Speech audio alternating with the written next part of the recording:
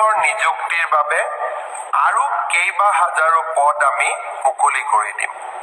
আজি যিসকলে পুলিচত চাকৰি মই অনুৰোধ কৰিম নৱেম্বৰত আপোনালোকে আকৌ আবেদন কৰিব যাতে আপোনালোকৰ আশাবিলাক আমি বাস্তৱত ৰূপায়ণ কৰিব পাৰোঁ প্ৰাথমিক চাকৰিৰ নামত 1 টকাও ঘোষ দিব নালাগে আজি আমাৰ মুখ লৰাবিলাকে সোধে যে পুলিচৰ ৰিজাল্ট কেতিয়া দিব বোলে অক্টোবৰত দিব মানে নতুন পোষ্ট কেতিয়া ওলাব বোলে নৱেম্বৰত ওলাব কোনেও নকয় মামা 2 লাখ টকা দিম চাকৰিটো নিদি নেকি বুলি কিয় চবেই জানে যে বিজেপি চৰকাৰৰ দিনত চাকৰিৰ নামত কোনেও তামোল পাণ এখনো খাব নোৱাৰিব তো আপোনালোকে নিশ্চয়কৈ এই দুটা ক্লিপত দেখি পালে যে আমাৰ যেটো মাননীয় ডক্টৰ হিমন্ত বিশ্ব শৰ্মা দেৱে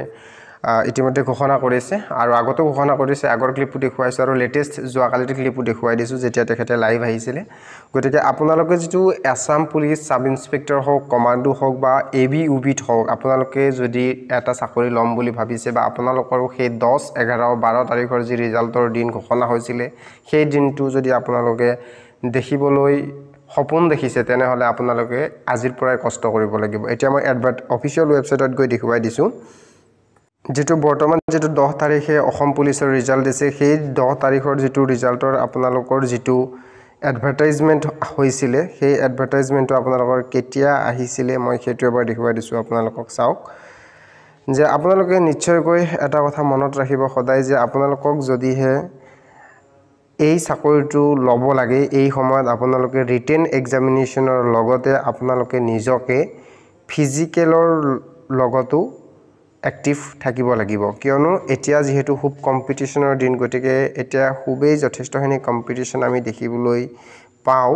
যেটো অসম পুলিচতে হওক বা যিকোনো ধৰণৰ এক্সামিনেচনতে হওক আপোনালোকৰ যদি মেৰিট আছে সেই মেধাৰ ভিত্তিত আপোনালোকে নিশ্চয়কৈ এই জবটো পাবলৈ সক্ষম হ'ব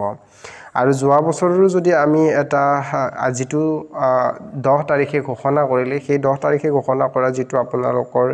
এডভাৰটাইজমেন্টটো আছে সেইটো 7 অক্টোবৰ 2023 চনত 1645 টা পদৰ আৰু 23ৰ পটা পদৰ এডভাৰটাইজমেন্ট আহিবলৈ আমি দেখিবলৈ পাইছিলো আহি যোৱা দেখিবলৈ পাইছিলো গতিকে সেই 2023ৰ পৰা যদি সেই যাত্ৰাটো যদি আপোনালোকে থমকি ৰল হৈ যি সকলে সফল হ'বলৈ সক্ষম হৈছে হয়তো তেখেতে সেই 10 অক্টোবৰ 2025ৰ দিনটো দেখি নাপালেহেঁতেন গতিকে আপোনালোকে অহা বছৰৰ 10 অক্টোবৰ দিনটো নিজকে এনেদৰে প্ৰতিষ্ঠিত কৰিবলৈ আপোনালোকে কি কৰিব লাগিব এতিয়াৰ পৰাই যোজা চলাব লাগিব কেৱল আপোনালোকে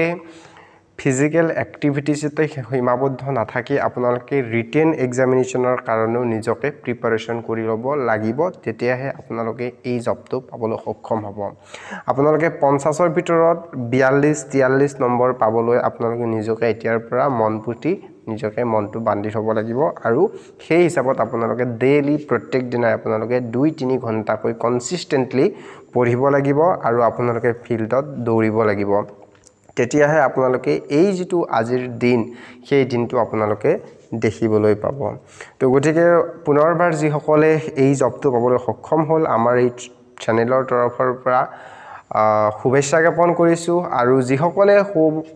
কিবা কাৰণত হ'ব নোৱাৰিলে সফল কাৰণ হয়তো সকলোৰে ভাগ্যও লাগিব কিছুমান ক্ষেত্ৰত বা কিছুমান ক্ষেত্ৰত কষ্টও অলপ ৰৈ যায় যিখিনি আপোনালোকৰ ত্ৰুটি ৰৈ গল সেই ত্ৰুটিখিনি এতিয়াও শুধৰোৱাৰ সময় আছে নৱেম্বৰ মাহত ভ্যাকেন্সি আহিব গতিকে আপোনালোকে এতিয়াৰ পৰাই সুন্দৰভাৱে প্ৰচেষ্টা সুন্দৰভাৱে এটা প্ৰিপাৰেচন চলাই যাওক যাতে আপোনালোকে আজিৰ এই ৰিজাল্টৰ দিনটো দেখিবলৈ পায় তো ভিডিওটো দেখিনে আছিল ধন্যবাদ জয় আই অসম